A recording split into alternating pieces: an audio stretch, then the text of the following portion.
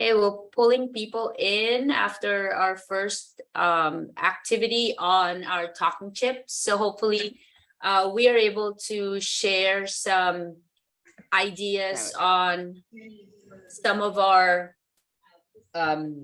experience on student discourse and how it looks like in our classroom, as well as some planning that you need to do with student discourse if we are using it already in our classroom. So welcome back, everyone. And I hope that we were able to discuss some important points that you might want to share with our colleagues here today about student discourse. And go put our videos here. All right. Welcome back. I think everybody is back. So let's just go through some of the things that we kind of like wanted to talk about before we get to our next activity. Anybody who would like to share on how does it look like in your classrooms? Let's just process real quick. Is there anyone who would like to share some of their answers for number 2? What does student discourse look like in the classroom? I would like to share. We didn't get a chance to type it in, but we did discuss it. I teach science, so this is why I'm here, because I don't get an opportunity to actually have a discourse about our topics. And I feel that science is a wonderful opportunity to do that, because it can be factual, but you can also disagree. Just like this week, we were talking about, the physicist Jules, how his colleagues did not agree with his findings about particles, but yet now that's the foundation of particles. So I think showing them that having a debate and be able to disagree and knowing how to disagree is an important thing in science, because that's how new findings happen, and we develop new technologies, and we find out more, because science is not an absolute thing. It's always evolving and growing. So that's why I'm here, because it doesn't happen too much. And with my high school students, they don't know how to. And my colleague here actually made a good point, is that they are too in tune with their phones, and they don't know how to have that social interaction, and even including how to disagree. They don't know how to disagree. And my middle school students, they are just chatterbox, because if they find someone that will listen, they are nonstop, but they don't stay on topic. So I have like the both extremes: one that loves to talk but doesn't know how to, and the one that won't talk.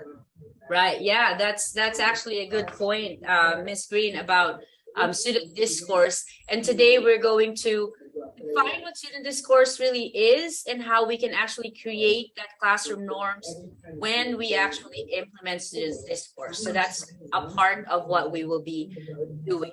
That said, since we already introduced ourselves and all that, what does planning for student discourse look like? Is there anyone who has that opportunity to have student discourse in their classrooms? Or if you can just put it in the chat, some of your experience when you do plan for student discourse, that'd be great, and share with our group today. Or you can feel free to unmute yourself if you'd like to share some experience about planning that student discourse in your classroom. I know I do. I mean, my classroom, I'm able to set up in a certain way. So I have pods of 6. So student discourse takes 2 different ways. One, me as the lead lecturer, and then the other one is them as lead lecturers in their own pods, and then creating student discourse in that way, right? And by that, public discourse. I want them speaking, I want them projecting, I want them articulating, I want them enunciating their words and taking that time. And I remind my students a lot, just so you guys all know how I run my classroom. I remind them a lot, this is practice time. This is your safe zone. I don't care how many words you mess up on. This is where you do it. So this way, when you graduate and you go to your first job, you're not messing up on your words because I gave you a lot of practice. So that's a big thing. I try to remind them how safe of a space it is. No one's going to make fun of you. Hey, we all have problems enunciating 5-syllable words sometimes because we forget how the I is going to sound or if it's silent. So that's a big thing, is telling them I'm going to be patient with their articulation. And of course, in Los Angeles, we have a fair amount of EL students. Yeah. So letting them know, like, this is your practice time. Hey, I'm not always good with English, so that's a big part of making them comfortable, is letting them know that I have a lot of patience for them to develop their speaking skills and to talk about topics, right? That is a very fantastic point, Zachary. I mean, I really agree on that. Some of our students are really, shy, not because they don't want to, but also, the exposure on that. So we're going to be actually exploring what student discourse is. And once again, we are going to continue on. We will now talk about the discourse and explore how others describe what it is and how we can actually build onto what we said on our pre-discussion or pre-session Jamboard. If you can go to our Padlet, there is a handout that we are going to be using, which are some quotes that each group, same group that you guys will talk through. It's the same slide. If you can go to slide 21, we're going to define student discourse, and you are going to collaboratively work in your breakout rooms using what we call the SRI talk protocols, because it is very important that we establish those talk protocols, but we need to actually collaboratively define what student discourse is together with your group. So the purpose of our next activity is for us to deepen our thinking about what student discourse is and also come up with a definition. So for each group, there is another instruction that you and your group would be doing, including tasking this time. So you guys will be choosing a timekeeper, a facilitator, and a spokesperson. Now, each group members will gather notes from the pre-session homework that we just did, or the pre-session Jamboard, and kind of decide a quote. So for each group, there's a quote that you guys will be looking at, which is, did I put it here? I hope I did. This one right here, the student quotes. And there are several of them. There's so many of them here that you guys can choose from. So I would recommend for each group member, if you can pick and choose one, that would give you guys more idea, because the following slide, right after your group instruction slide, you are going to write your definition based on the reading or the quotes that's found on this handout. So please have this open with your slides. I'm going to open up our breakout rooms once more. If you are multiple people in a room, please discuss and pick another slide that you guys would want. And then after another 15 to 20 minutes, we're going to come back and our spokesperson will be sharing with us what you guys will come up with a collaborative definition of what student discourse is based on our reading. Okay, so it's 10:44. This is our second activity for us to kind of immerse ourselves with what student discourse is by defining what student discourse based on those quotes. Is there any question before I open the room once again? So we are now on slide 22. If you are breakout room 1, you're going to be group 1, breakout room 2, group 2, and breakout room 3. So our definition will come from all of us coming together to come up with your group's definition. Okay, so it's 10:45, and then after that, we'll come back in 10-15 minutes. Would that be enough for everybody to read and then find out? Yes. Cool. All right, so I'll see you guys in 10-15 minutes, and here's the breakout room. Hello, everybody. Welcome back. Just a quick wrap up of what we did today. We broke up into different group members. Some of us are offline and share what we actually think of what the definition of student discourse is. And then we kind of like collaboratively put together the definition. I saw some of us already have put in some quotes that they wanted to kind of like put in there as is. So we did have this save the last word for me guidelines, kind of like the protocol. Hopefully we get to see those steps that will also help us later on create our classroom norms. Otherwise, we are going to take a quick 5-minute break, a bio break for us before our spokesperson. So we're going to go call in our spokesperson from your group who will share the definition that you guys come up with today. But in the meantime, we are going to have our little bio break, and then in 5 minutes, we'll come back. All right, I'll see you guys in 5 minutes. All right, I hope you guys ran super fast like I did. Have a little break, but welcome back if you guys are already in here. But we're going to continue our quick discussion by sharing your group's definition with the whole group.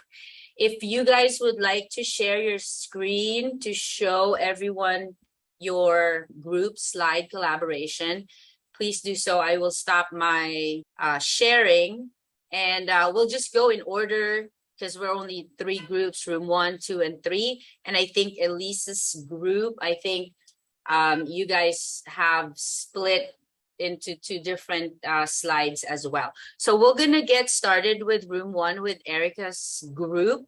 So let me stop my sharing real quick. Who's our spokesperson for Erica's group? That would be me. Awesome. Thank you. Go for it. So we had quite a few different thoughts on the definition. So we kind of put them in bullet points because for us, student discourse, it can change from a different perspective for every single subject. So students talk to show what they know and don't understand. Formative assessment of students' understanding. So seeing if they're getting the idea. Practice academic vocabulary in a collaborative setting, and engaging in risk-taking to build knowledge with teacher guidance in a safe and respectable way. A lot of them have trouble speaking their opinions and thoughts and trying to create that environment for them. That's it. Fantastic. Thank you for sharing. That is, who was, sorry, I didn't see who was talking, or Tiana, right? Yes. Thank you for that. And how about group 2? Who's our spokesperson for group 2 with Miss Green, Miss Mendez, and then Elisa's group? We'll do it. Yeah, I'll do it. Sounds good. Okay, so we sort of misunderstood a little bit the topic, but we picked the 2 quotes to help us get that definition, and we underlined those keywords that help us define group discourse. And one that popped very much so is the culture of equity. What student discourse looks like is that students are thinking, revealing and understanding, and revealing their understandings and misunderstandings, as well as teacher providing that culture of equity, risk-taking, intellectual effort, and respect. So we combined these two quotes to come up with our definition. And the reason that behind that, because we want to make sure that students get out of the mindset of labeling themselves, and often labeling themselves inappropriately, and making sure that they have an opportunity to challenge themselves in a way that maybe otherwise they wouldn't have challenged themselves. That's it. Yes, thank you. And I like what you underlined on the understanding and misunderstanding, because I think having that thought of like, if you're going to talk, you just always have to say the right thing, which is not always the case in student discourse. Thank you. And room 3, I got Miss Natalie and Zachary, who's our spokesperson. You can share your screen if you're able to. Or group 3, or where's our slide? Is it on group 5? Natalie and Zachary?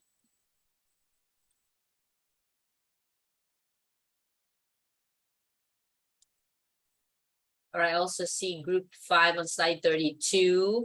Who's slide 32? That's going to be us. Okay. Do you want to go?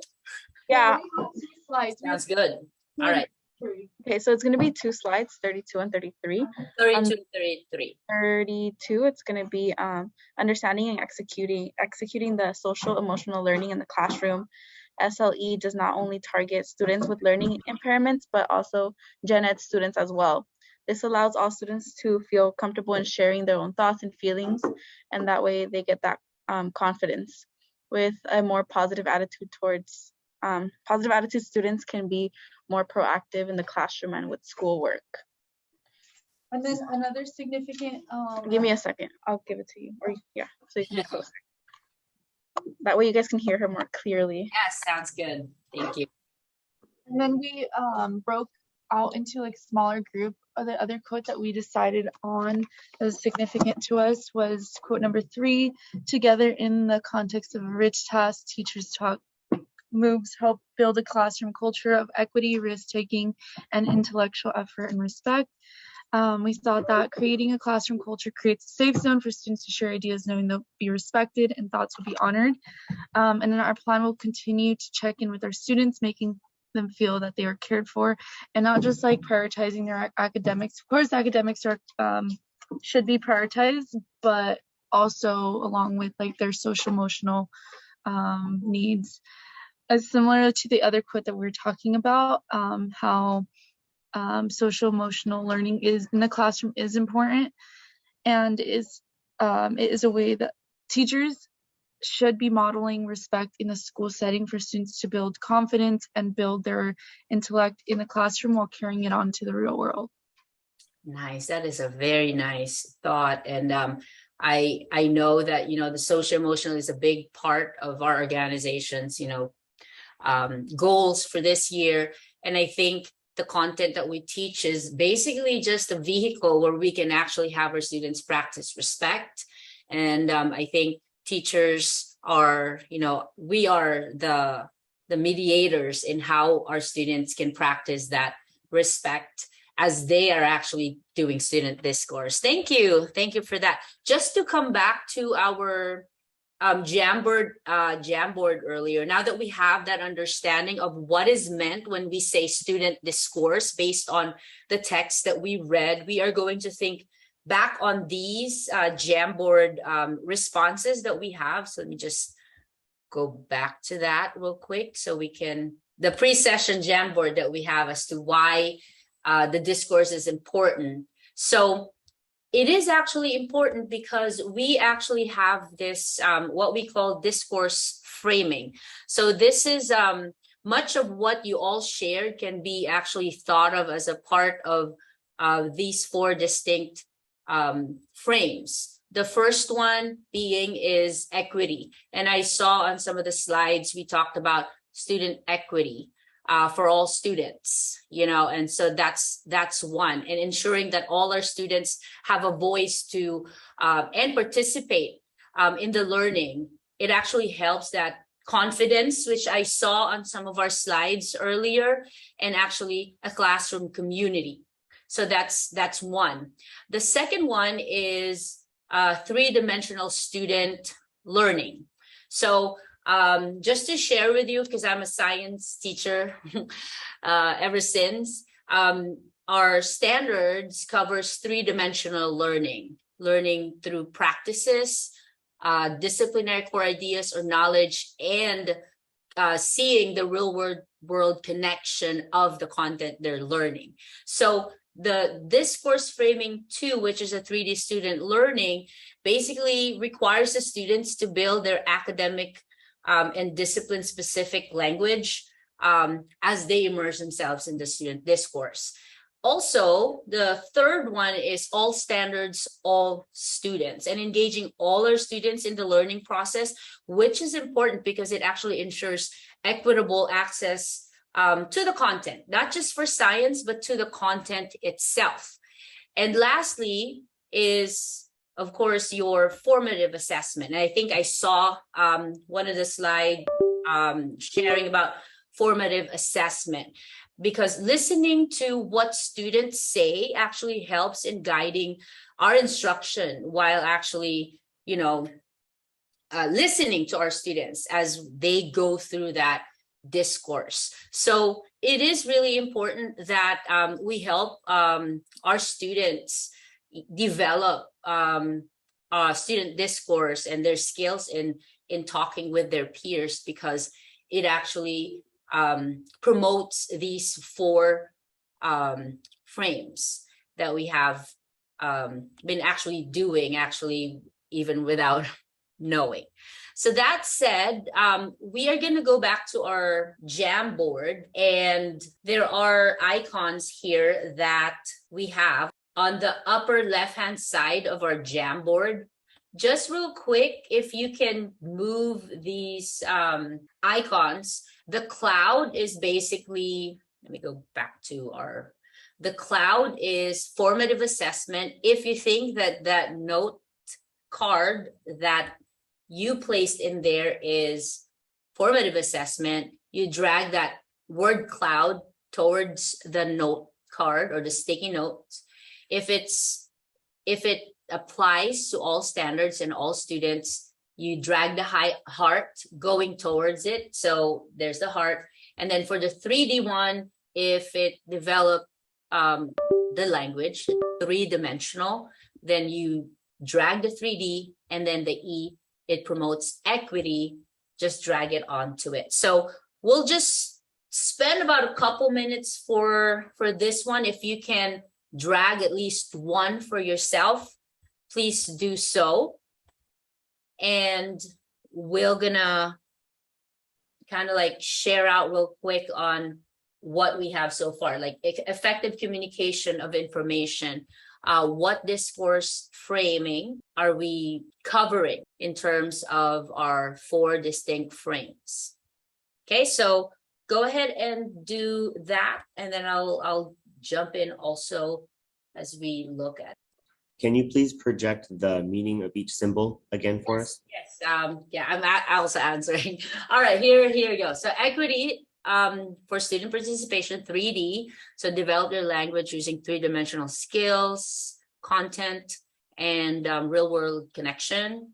And then all standards, all students, basically attend to all student needs. And then formative assessment, we have to guide our instruction. Okay, I'll give you guys a few more seconds, and we are going to wrap up this student discourse activity so we can get to our next part of our activity. So go for it. Carla, what slide is this on? Is this on a different PowerPoint? I also it's have not it on the framing one. Is it on the other one? Oh, it's on this one, the PD slide. Okay. Yes. I thought. Thank you. You're welcome. We're pressed with time because I really want us to get to our sample activity for a student discourse that we are going to be immersing ourselves into. But go on ahead, feel free to check out each one's response earlier as to why you think student discourse is important for the teacher, and then put in our thoughts. Let's say, for example, it lets them practice their projection or articulation. So I think that would be good. Great, fantastic. Thank you all for sharing for that. And I think this one is a fantastic way to hear our students take ownership of their thinking and learning. Positive impact to the students. I think it actually provides. Is there anyone who would like to share out? Because I like this. Who wrote this one? I think Student Discourse, fantastic way to hear our students take ownership of their thinking and learning. It's a very effective classroom practice and positively impacts students. Is there any who wrote this? I really like it. Where do we think we can associate this this statement here? Because I think it covers more than one discourse frame.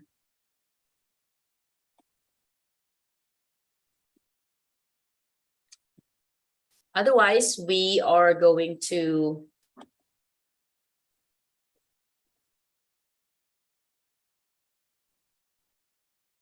wrap up and finish out our thoughts about why student discourse is important for the teacher and the students, of course. But we are, as soon as you're done with that, let's just process the second slide, which are some of the challenges that you would anticipate on student discourse. Okay, so we're gonna acknowledge that as well. And let's take a look at that. So if you will, if you're done putting in some of our icons for the first slide, we're going to move to the second slide, which is this one right here. Based on your classroom experience, what are some challenges that you would anticipate? So like I mentioned earlier, we have to acknowledge that there will be challenges for students to engage in a discourse. And the slide that we actually did actually, you know, kind of like show us like what are those challenges that we would anticipate. For me, I noticed that there will always be kind of like a little conflict. Sometimes they get off topic. I think Ms. Green mentioned about that, getting off topic because of unproductive talk and all that stuff, which is why it is actually very important. I'm going to move on here, which important to create classroom norms whenever we provide students opportunity for student discourse. And there are 4 broad categories to think about, like respect, equity, community of learners, and also moving our it's forward thinking, to be specific. I'm teaching science, like I said, so that's why moving our science thinking forward. But generally, you know, thinking forward is actually an important category to think about when we are creating norms for our classroom. So the first one is equity. And we know that, what do you think it looks like when your teacher is supporting equity? We're actually supposed to do an activity for creating a norm, but since we are pressed with time, so I can provide you with an example of a student discourse activity that we can be involved in. But when we create classroom norms, we want to think about equity in our classroom. What do you think it looks like when your peers are supporting equity? What does it look like when you're supporting equity with your peers? And how can you support equity when handling conflict in your classroom? So, which is why I shared with you guys this resource that you can use and actually, you know, consider on our Padlet under our resource handout. It's called Classroom Norms. And these classroom norms are based on research regarding on how students learn and what motivates learning and the implications for teaching. And this have been developed by educators and extensively tested also by teachers. And as you can see on each of these norms: respectful, equitable, committed to our community, and moving our science thinking forward.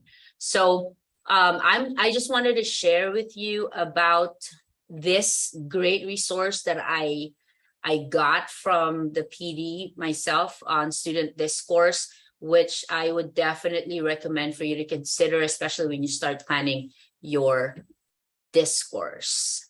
And I welcome any ideas that you have in the chat box that probably you already might be doing already in your classroom. I know, like, from my school side alone, our history teachers are doing student discourse very often, and I think it's something that we should have in our classroom, which are your classroom norms whenever we're doing student discourse. I hope this is a good resource for everyone here today on that.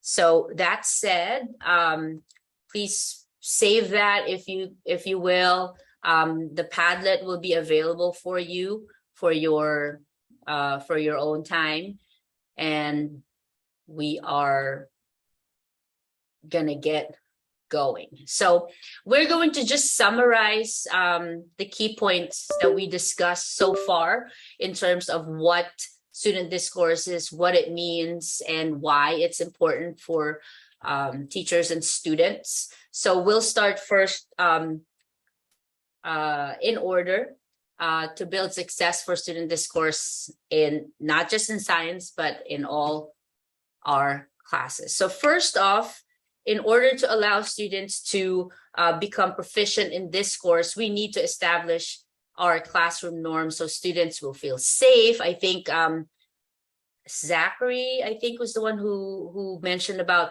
feeling safe. This is a safe space, respected, and able to engage in sharing their ideas without being ridiculed. So we need to establish that.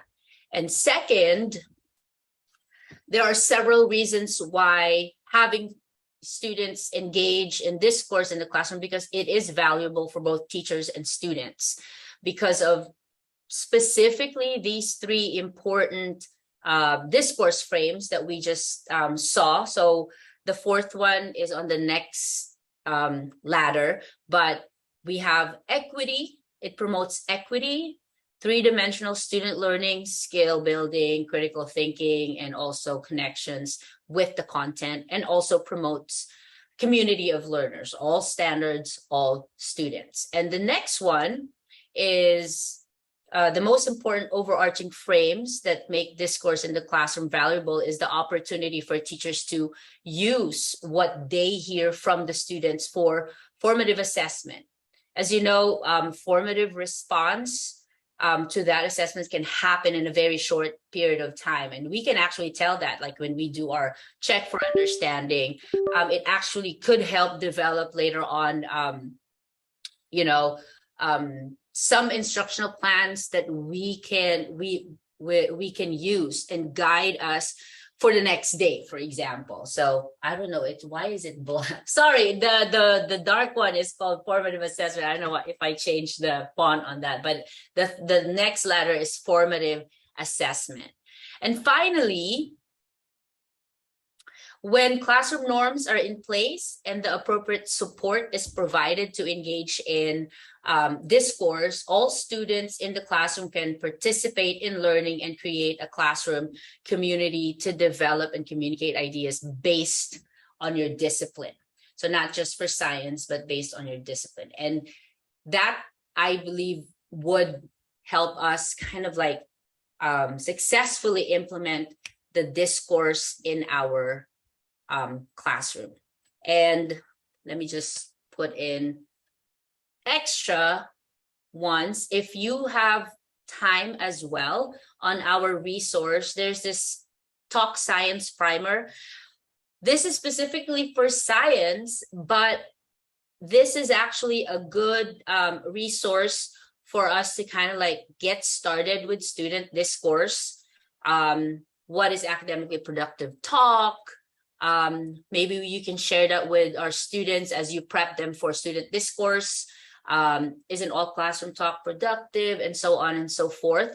I encourage you to look at this document as you explore the possibilities of putting more student discourse in your classroom, because this is a very good resource that I would I would like to share with everyone today.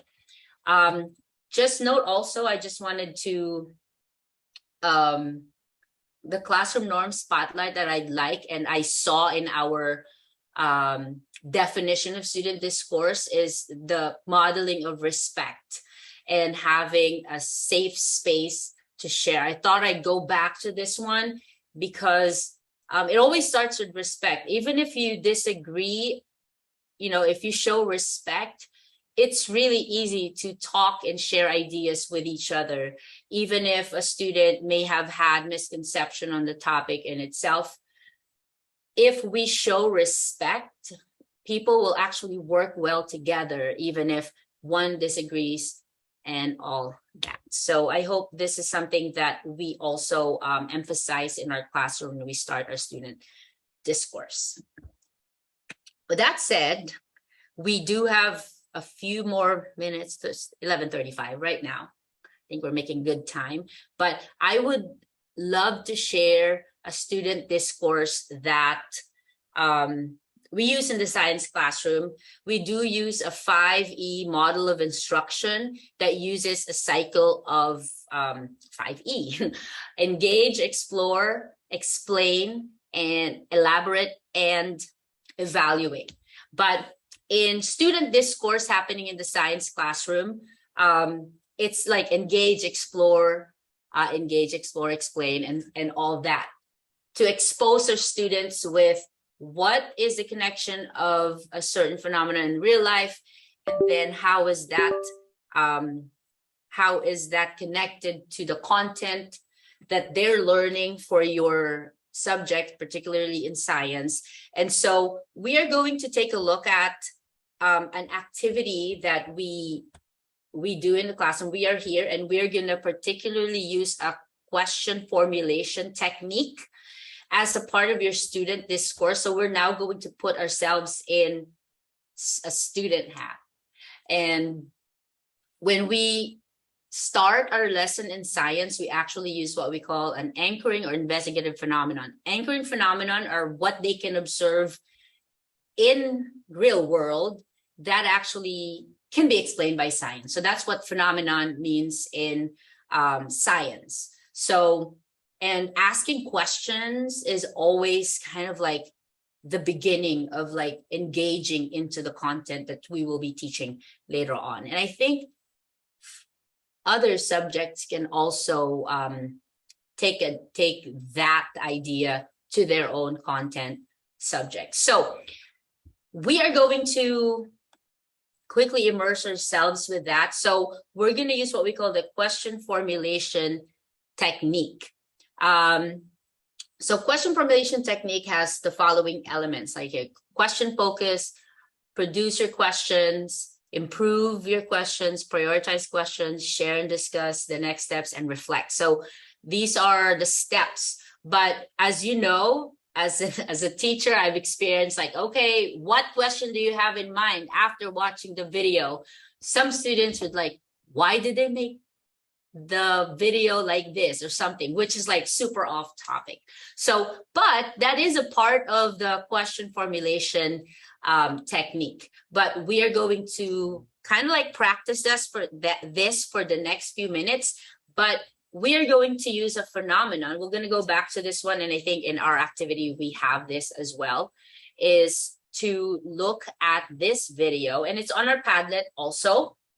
We are going to experience our first step of this course, which is the question formulation technique.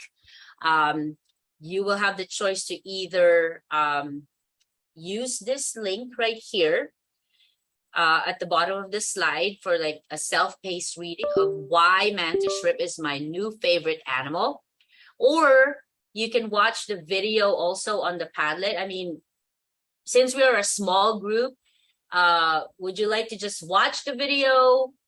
It's just 1:30. Who would like to just watch the video with everybody else? Yes, please. Yes, okay, great. So we're gonna watch this video, and then you can take notes if you have some paper and pen.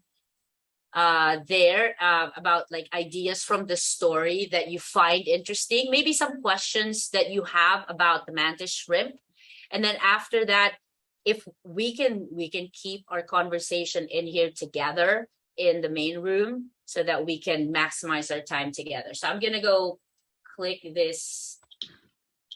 Why the Mantis Shrimp is my new favorite animal. Written and drawn by the Oatmeal. Our eyes contain millions of light-sensitive cells called rods and cones. Rods enable us to see light and motion. Cones enable us to see color. Dogs have two types of color-receptive cones, green and blue. This enables dogs to see blue, green, and a little bit of yellow. Humans have three types of color-receptive cones, green, blue, and red. Our additional red cone enables us to see not only red, but all the colors that are derived from red. Butterflies have 5 types of color-receptive cones. So in addition to seeing 2 colors we don't have names for, butterflies can see a massive spectrum of color our brains aren't even capable of processing. When it comes to color vision, butterflies are almost at the top of the food chain. There is one other animal that has better vision than the butterfly, the mantis shrimp. The mantis shrimp lives in warm, shallow water and typically grows between 6 to 12 inches in length. And this marvelous creature has not 2, not 3, not 5, but 16 color receptive cones. The rainbow we see stems from just 3 colors. Try to imagine a mantis's rainbow created from 16 colors. Where we see a rainbow, the mantis shrimp sees a thermonuclear bomb of light and beauty. Perhaps this is why they're so glorious to look at. Being a creature who perceives and presents such beauty, one would expect the mantis shrimp to be some kind of undersea holy man, gracefully floating along the sea floor, high-fiving lobsters and blessing babies. Gentlemen, stop this fighting at once. Your journey must be one of peace and love, not violence. Now kiss each other on the mouth. This, however, couldn't be further from the truth. The truth is, the mantis shrimp is an undersea nightmare and one of the most creatively violent animals on Earth. It has 2 raptorial appendages on the front of its body. These accelerate with the same velocity as a gunshot from a .22 caliber rifle, and in less than 0.003 of a second can strike prey with 1,500 newtons of force. To put this in perspective, if human beings could accelerate our arms at 1/10 that speed, we'd be able to throw a baseball into orbit. Their limbs move so quickly, the water around them boils in a process known as supercavitation. When these cavitation bubbles collapse, it produces an undersea shock wave that can kill prey even if the mantis shrimp misses its target. The force of these collapsing bubbles also produces temperatures in the range of several thousand kelvins and emits tiny bursts of light. This effect is called sonoluminescence. These are my murder sticks. There are many like it, but these ones are mine. Using these murder sticks, dismemberment is primarily how the mantis shrimp kills its prey. It bashes other animals to pieces, smashing apart crabs, mollusks, oysters, and octopi until deliciousness starts squirting out. Their limbs are so resilient, researchers have been studying their cell structure for use in the development of advanced body armor for combat troops. Aquariums don't typically house mantis shrimps because they tend to slaughter every other creature they share a tank with. Why, hello there, Mr. Handsome Little Seahorse. 1, 2, 3, death. And also because they can break aquarium glass. Why, hello there, Mr. Handsome Little Ape, Pig, Thing. 1, 2, 3, death. This is why the mantis shrimp is my new favorite animal, because in the presence of such extraordinary light and beauty, it embraces darkness. It extols death with the luminescence brilliance of a dying star. It is Genghis Khan bathed in sherbet ice cream. The mantis shrimp is the harbinger of blood-soaked rainbows. It is bright, it is dark, and it is beautiful. Do not buy solar panels. All right, we're not going to buy solar panels, but we are going to produce our questions. I know it's 11:46, but we can just type it into the chat box, some of our questions that we have in mind. So as you can see, as a part of student discourse, we need to catch our students' attention or engagement in terms of, you know, what they're learning in school. So that is one of the phenomenon that I shown with my students about, you know, animal behavior and all of that. So the question formulation technique starts with producing your questions. So if you guys want to type it in the chat, or maybe if you can open your Padlet, there's also a place where you can put in your questions on this Padlet right here. You may as well. Otherwise, chat would do for us to produce our questions. So go ahead and type it down. What question do you have in mind after you watch that video about the mantis shrimp? So you can type it in the chat. Can it really break glass? Yeah, that's a good question. So we are actually simulating a question formulation technique during a student discourse. And these are questions that students may ask, you know, are females more deadly? There are a lot of questions that we can actually think of when we talk about this, and students get really excited seeing their classmates' questions. Can really kill a human? Does it taste as good as a... I like that question, Justin, because that was my question too.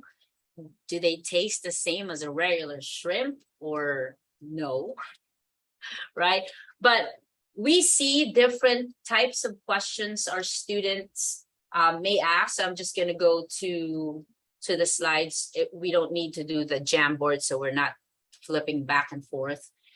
Any other questions that you guys would like to share after watching about the mantis shrimp? Anything else? Feel like human, female, more deadly? That's my question. Why is there a difference in behavior between males and females? Yeah, those are great questions. And in the cycle of 5E model of instruction, these are actually jumping point from engaging from the phenomenon to exploring more about animal behavior, for example. So this is where it's coming from. Can a punch from a mantis shrimp really hurt a human? That reminds me, there is actually a video how the mantis shrimp actually like moves super fast as it attacks its prey. So that's another. So after students actually produce their questions, you would see a whole lot of ideas from the most shallowest question to the next. But students will not judge what their other classmates would put in that Jamboard, for example, when they do their discourse using a Jamboard, do that. But a part of the QFT is also improving the questions, because some of them is like, oops, I think I kind of not on track with the questions that my classmates are asking. So some of our question here on the chat can be close-ended or open-ended. So when you say close-ended, it's just a yes or no. Like, does it taste good as the other shrimp? So probably some of the students are like, okay, I'm gonna go Google it. How does it taste like a mantis shrimp and a regular shrimp? So that is a close-ended question. And then open-ended, why is there an open-ended question that we can think of? Is there anyone who asked a question? Because I see it's close-ended. Can a punch from a mantis shrimp really hurt a human? Yes or no? Why is there a difference in the behavior between males and females? That could be an open, right? So students can have the chance to kind of like improve their questions and base it off of what they saw on their classmates' questions as well. And then a part of that, you can also involve your students in this QFT by looking into the questions of their other peers and kind of like prioritize what are those questions that are basically much more important to focus on, especially when you start diving into connecting this phenomenon with the content, or your content, for example. How is this conversation, how will you bring that to the content itself? And so in the activity we're supposed to do, we actually would have prioritized this question. But just from our group, which one do you think is actually kind of like the question that we actually put in the chat would be kind of like a priority question that we feel like our group should answer or focus on? Anybody who would like to kind of like, you agree that we should address that question? Because I know Zachary, I like that question. Can it really break a glass? Yeah, that's that's interesting. But like for me, is there anyone who would like to share which one is kind of like our priority question? If we are doing a discourse right now, what is that important question that we would want to focus on, which is important? Depending on where you're going with your lesson, I feel like, why is there a difference in behavior between males and females? I mean, and science, and looking at that's a great question to dive into, because it's consistent along a lot of different species, right? So you can break into why is there differences. Yeah. Right, evolutionary wise and yes. whatnot. Yes. Yeah, I agree with you about that. And I think when students see the ownership of like, oh, I got that question from my classmate from our discourse, it makes it so valuable for them to answer the question because it came from them. Like student ownership actually comes in when we, although I still want to know, yes, I still want to know if it can break glass. That could be the second priority question that your students can explore upon. So going back to the QFT, this is just a jumping point on where you can bring your students further in terms of exploring your topic. Yes, if it's a lesson on force and mass, I agree with you. That is a great question to prioritize also in terms of the amount of force that it exerts, which is great. That is actually a great connections. I use this in my animal behavior lesson, so which is why we actually dive in more to the animal behavior in itself. So that's basically it. I just don't want us to kind of like go through the whole entire experience because we only have like about 5 minutes. But otherwise, I just want to leave you guys with all of these resources that you can use for your student as a discourse. And once again, thank you for joining me on this session. We do have 5 minutes for any questions or any guidance you might have, especially if you are interested in putting in your own student discourse. Feel free to hang around or maybe contact me. But again, if you have not accessed the Padlet, please do so. I'm going to put it in the chat as well right here. And I have all the materials that you guys can use when you start with your classroom norms and all that good stuff. Just want to put credit onto the mentors that I had when I attended this seminar or workshop myself. These are a collaboration of all different school districts that provided student discourse PD for us, not just for science, but also other instructional coaches when I joined this in January this year. So once again, thank you for joining our session today.